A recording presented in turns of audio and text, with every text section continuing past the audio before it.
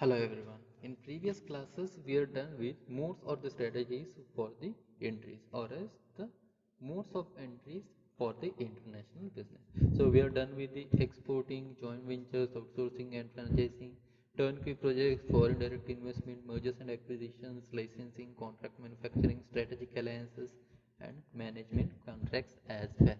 So for choose these strategies out of which is a better one for you or for your business, we have to consider lot of aspects or lot of factors. So these factors we are going to study in today's class.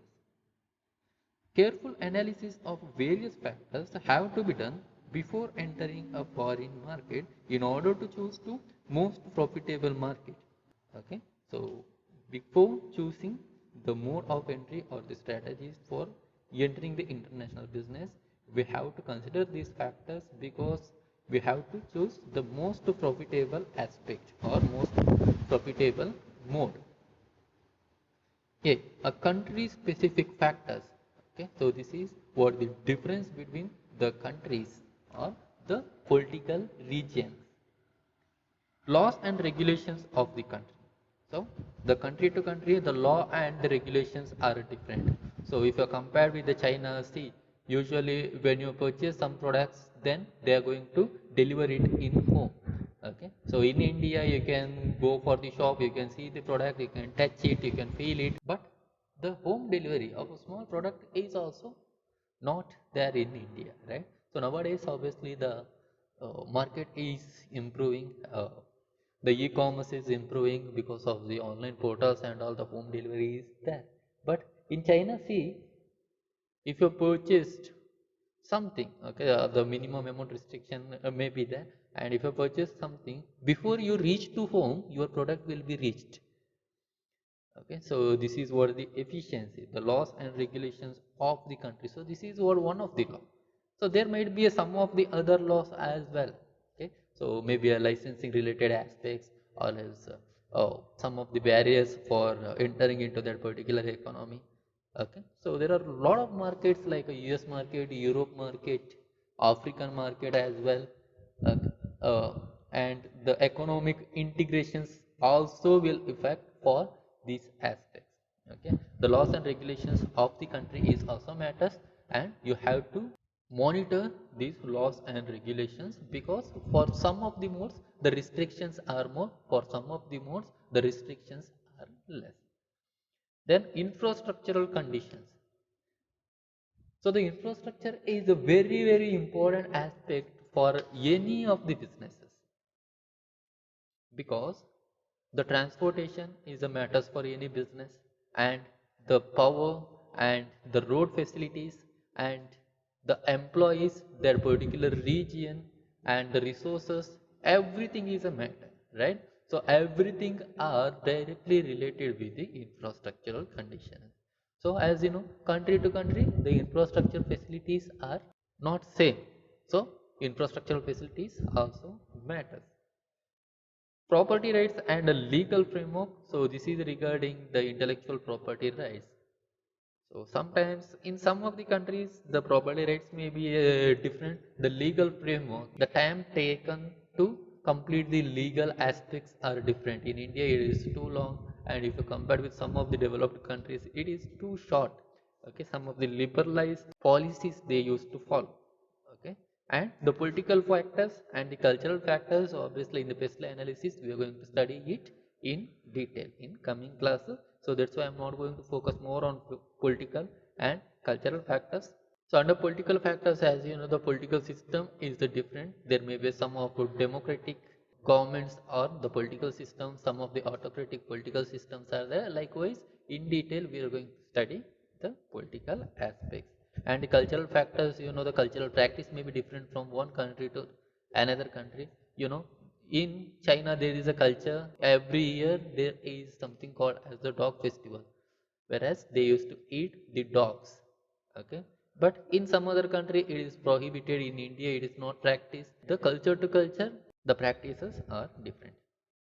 Then industry specific factors. So industry specific factors means it is related to only a industry. Entry and exit barriers.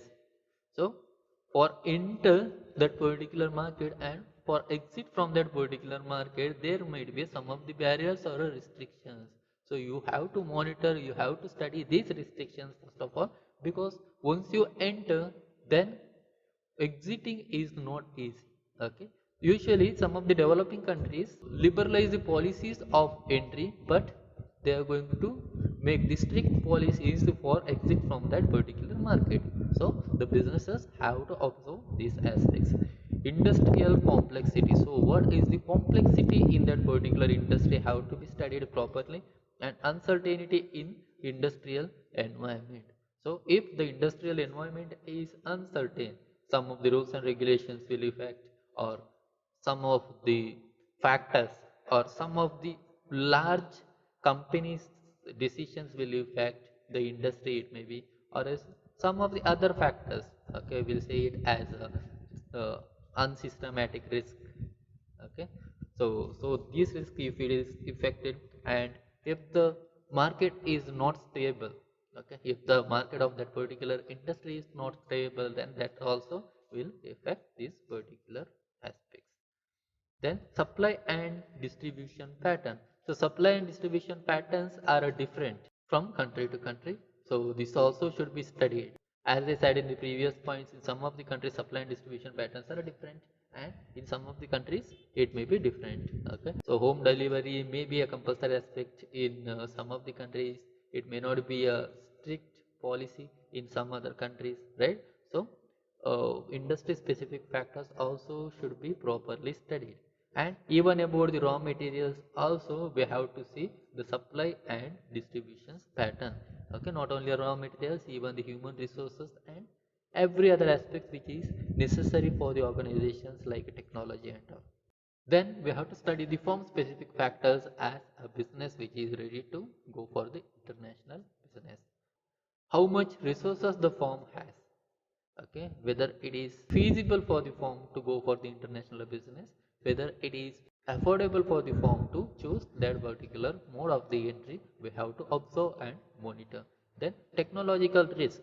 So the technology of the other market or the country may be different, so we have to study the technological risk as well.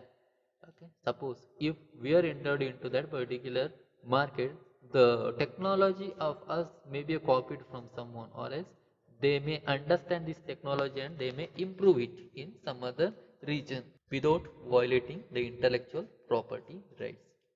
Goals and objectives of the firm, this is very very important. Vision and vision will be fixed at the beginning and it can be altered.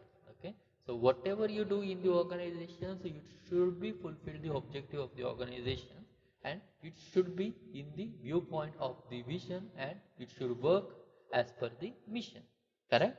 So if the international business expansion is not as per the vision and mission, then we should not go for the expansion, or we should not choose that particular mode of entry if it is not in the vision and mission or goals and objective of the firm. Experience of the firm is also matters, because the experienced firms can give the better products or can achieve the good success. Okay, because you can give the promotions as per the experience in the international market too, and the consumers will believe that particular organizations if it has the more experience. The more survival means the more quality product or more quality firm. Then project specific factors. So project specific factors are related to the particular project. So in the company there might be some of the projects. In that particular country, what type of the projects we are going to execute is also matters, and for that we are going to choose the mode of entry. Okay. For example, if our company is regarding appointment or the providing the human resources for the company, so obviously we can go for what? We can go for outsourcing, right? So this is what the good mode of strategy is it. Then project orientations, this is regarding the projects. If our company is a manufacturing company, then obviously we can choose the manufacturing contract. Availability of the raw materials and the labors required for the project and implementations. Okay, so this is also very important. When we don't have a proper technology, proper material and labor, then choosing the mode of entry will be difficult. Okay, so what is the available resources for us, like materials, labor, and even the technology and skill. Okay, so for which mode of entry it will suitable, we have to choose that one. Then availability of the suitable markets for the project. So is there a demand in that particular market? This one also should be properly studied. So these all are the aspects which we have to observe before choosing the mode of the entry. That's it for today's class. If there is any doubts, you can raise in the Google Classroom.